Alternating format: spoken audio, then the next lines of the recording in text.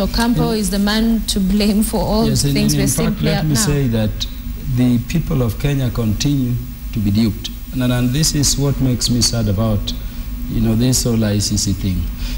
To sustain the offenses like the one the president, the deputy president, and journalists are facing, there is a requirement of an organizational setup, to undertake mass killings, mass evictions, and those are the things we were talking about.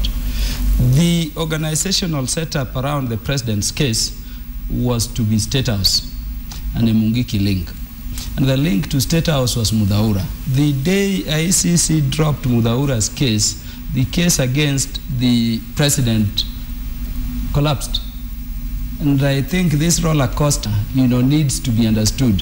The ICC should come to the point of telling the Kenyan people that really by, dropping Mudhaura's case, we killed that case, instead of lulling us into believing there would be some justice. And the ICC needs to focus the world, and of course Kenya, on how we ensure reparation or compensation for the victims. Because, what saddens us is that you see Kenyans still suffering in Uganda. Joe spoke to, somebody from my constituency, and he knows everything which happened, I can tell you.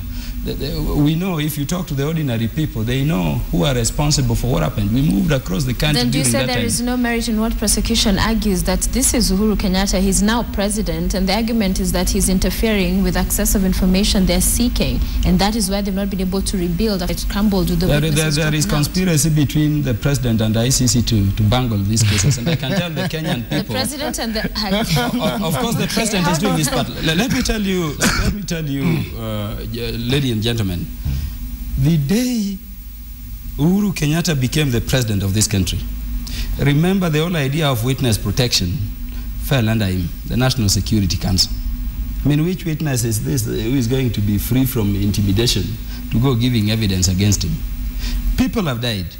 All ICC needs to tell us are who of the witnesses who are material or who had material information have died, so that as a people we can begin investigating under what circumstances they died. But I can tell you, even if it were me, I don't imagine I would be a sitting president. People of a country I lead would be going to some foreign body to give evidence against me. So things have happened.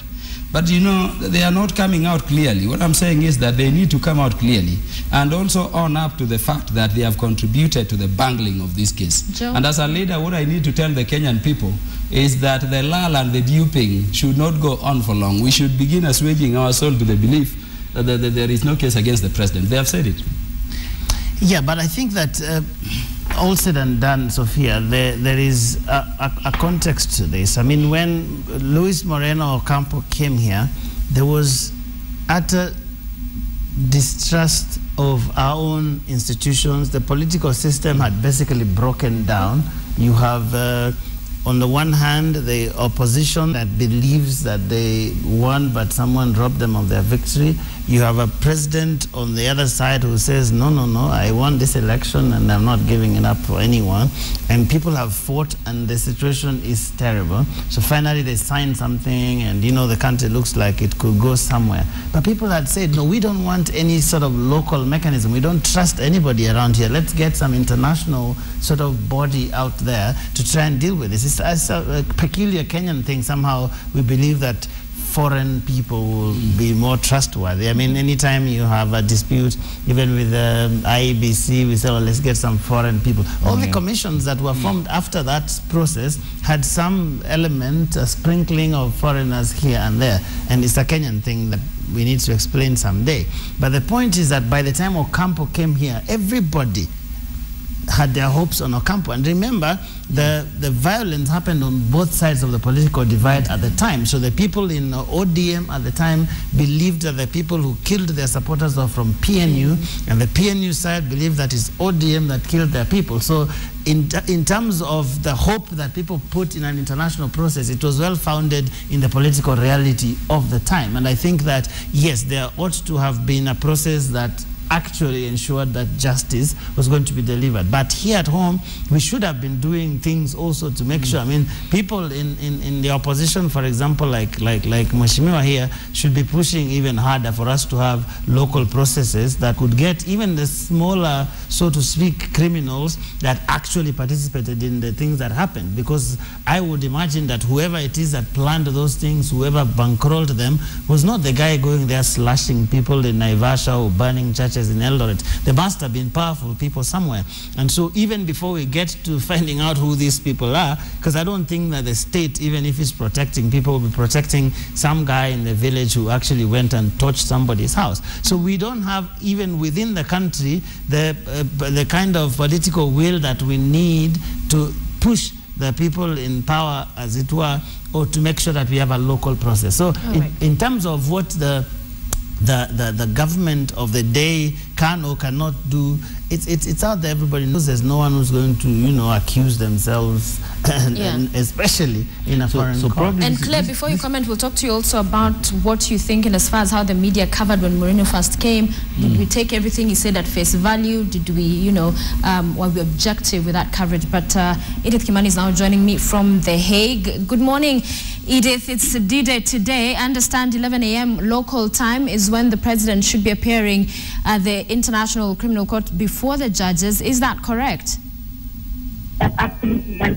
Yeah, 11 o'clock.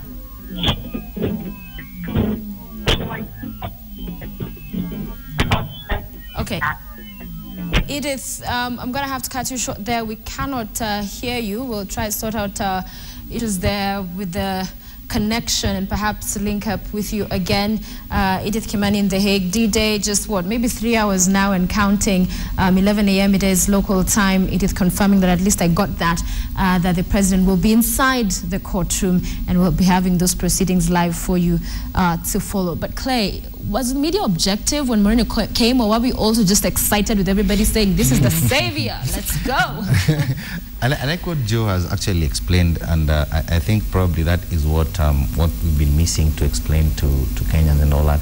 And I think the whole problem about why people do not understand this ICC issue, and okay, fine, I keep on running away from it, is that it's because I think we also got caught up. We never broke it down properly. We never broke it down so much so that even there was Kenyans were so excited about Ocampo, so much so that we even had a song, Moreno Ocampo, you know, we even had a song by one of Kenya's greatest singers, you know. So there was a lot of excitement all over.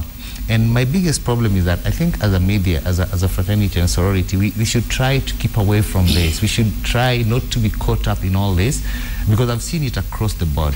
When the cabinet secretaries were being vetted, we keep on complaining about them now, but we never actually went to the background and actually found out, like, what kind of people are we dealing with.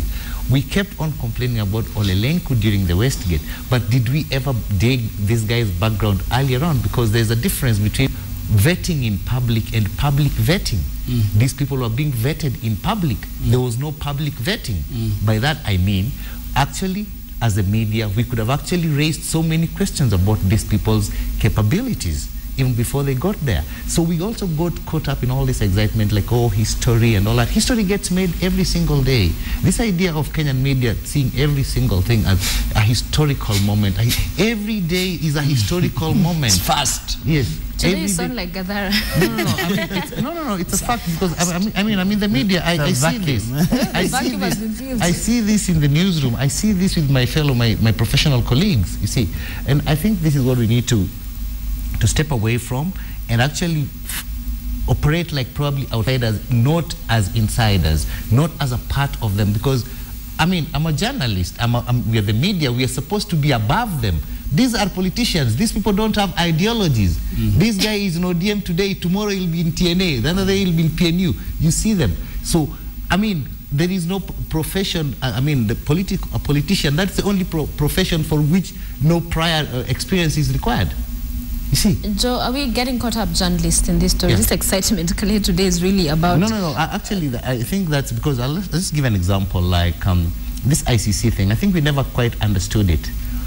we never quite understood what it is, what the whole process. We never quite invested as a media and actually tried to understand what it was.